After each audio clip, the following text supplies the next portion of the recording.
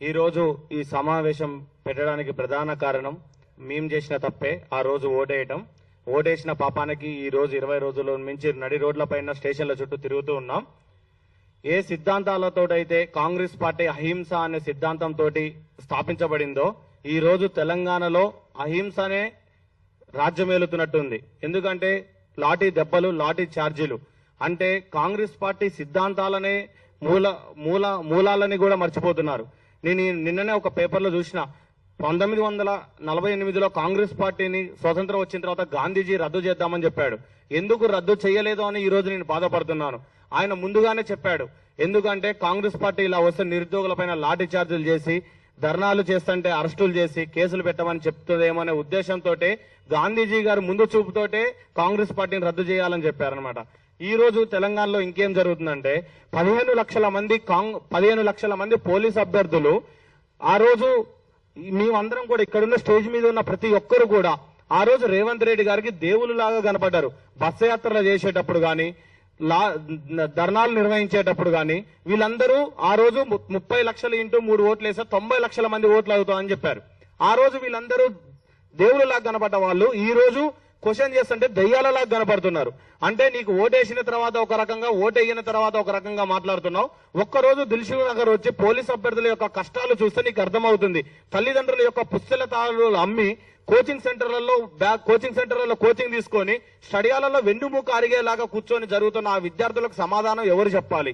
ఒక స్టేట్ కి ఒక హోమ్ మినిస్టర్ లేడు. ఒక డీజీపీ గారిని కలుద్దామంటే లోనకి రానియరు. ఒక బోర్డు చైర్మన్, మా బోర్డు చైర్మన్ ఎక్కడున్నాడో కనపడి సంవత్సరం అవుతుంది. అసలు మేము ఎవరిని కలవాలి? ఎవరిని అడిగితే ప్రశ్నిస్తారు? ఇప్పుడు మేము ఇక్కడ ఉన్న వాళ్ళం, రేపు బీజేపీ ఆఫీస్కి వెళ్తే మేము బీజేపీ కార్యకర్తలం, బీఆర్ఎస్ కి వెళ్తే బీఆర్ఎస్ కార్యకర్తలం, కవిత దగ్గరికి వెళ్తే జాగృతి కార్యకర్తలం, కాంగ్రెస్ దగ్గరికి వెళ్తే కాంగ్రెస్ కార్యకర్తలం. అసలు నిరుద్యోగ అనేవాడు ఈ తెలంగాణలో ఏ పార్టీ కార్యకర్త అనేది ఒక రాజ్యాంగ సవరణ ద్వారా ఒక ఐడెంటిటీ కార్డు అని ఇవ్వాల్సిందిగా మేము ప్రభుత్వాన్ని ప్రశ్నిస్తున్నాం. 5 సంవత్సరాల అధికారం గాంధీ భవన్ లో పల్లి బఠానీలు అమ్ముకొని మా యొక్క రక్తాన్ని మీరు ధర్నాలు చేసినప్పుడు మేము కొబ్బరి బొండాలు మా రక్తం కరిగించి మీకు శాల్వాలు కప్పితే ఈ రోజు మీకు అధికారం వచ్చిన తర్వాత మమ్మల్ని ఆ గాంధీ భవన్ మెట్లు కూడా ఎక్కనియట్లేదు. ఈ రోజు మీరు ఏసీ గదులలో అనుభవిస్తున్న అధికార మదం అనేది ఎవరు పెట్టిన భిక్ష అనేది మీరు ఆలోచించాలి. ఎవరితోటన్నా ఆడుకోండి. నిరుద్యోగుల శవాల మీద రాజకీయాలు చేసి అధికారం చంపించవచ్చు.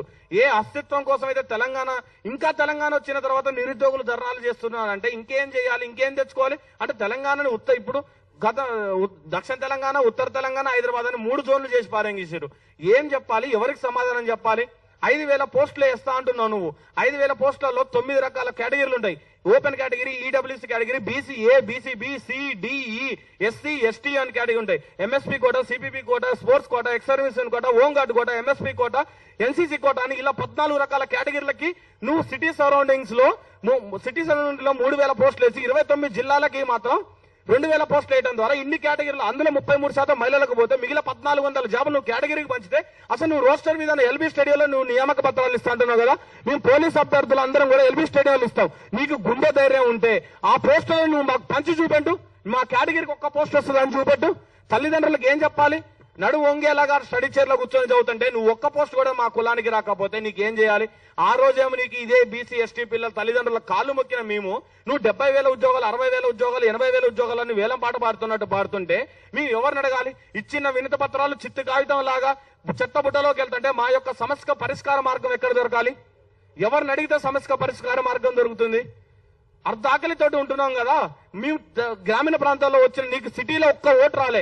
వచ్చిన మహబూబ్ నగర్, నల్లగొండ, ఖమ్మం, వరంగల్ జిల్లాలలో 48 సీట్లు వచ్చి నీకు అధికారంలోకి రావడానికి వచ్చిన మేము గంపెడు ఆశలతోటి ఇంటి దగ్గర నుంచి బియ్యం మూటలు ఎత్తుకొని రూములలోకి వచ్చి స్టడియాలలో ఇక్కడ రూములు తీసుకొని ఉంటుంటే నువ్వు ధర్నా చేస్తున్నావు అని చెప్పి మమ్మల్ని అర్ధాకలితోటి స్టేషన్లలో పెట్టి ఉదయం 6 గంటల వరకు అన్నం పెట్టకుండా రూములలో దోలి మేము అరెస్ట్ అయిన వీడియోలు నువ్వు ఇంటి దగ్గర తల్లిదండ్రులు చూసి గుండెలు పగులుతుంటే దానికి సమాధానం ఎవరు చెప్పాలి?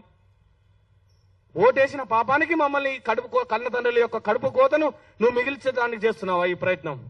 ఏ పాపం చేశామని మేము స్టేషన్ల చుట్టూ చిప్పించే ప్రయత్నం చేస్తున్నాం? దయచేసి జీవో నెంబర్ 46 రద్దు చేయాలి. అలాగే 15,000 పోస్టులు పైగానే నోటిఫికేషన్ ఇవ్వాలి. అలాగే ఏజ్ రిలాక్సేషన్ 36 సంవత్సరాలు ఇవ్వాలి. ముందుగా బోర్డు చైర్మన్ తొలగించండి అయ్యా. స్టేట్ కి ఎవరినో ఒక హోమ్ మినిస్టర్ పెట్టండి. మా మిత్రుడు అన్నట్టు ఎవరో ఒకరితో చర్చలు మాట్లాడండి. మాకు ఎక్కడి నుంచి వస్తాయి డబ్బులు? హాస్టల్ ఫీజులు కట్టుకోవడానికే డబ్బులు.